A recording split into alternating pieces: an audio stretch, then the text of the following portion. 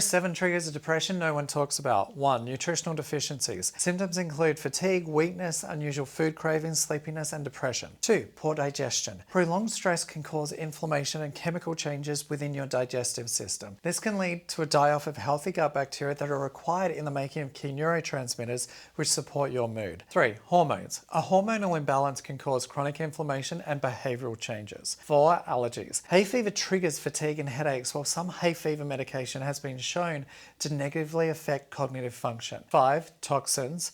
Neurotoxins like heavy metals have been linked to elevated levels of violent crime as well as behavioral dysfunctions. 6. Neuroinflammation, which can result in brain fog, fatigue, and mood disorders. 7. Loss of deep sleep. Deep sleep is where your brain's waste removal system activates and releases toxins that have built up during the day. A lack of deep sleep can result in neuroinflammation. Take the free Unstoppable quiz to get your free personalized plan to combat these. Links in the bio.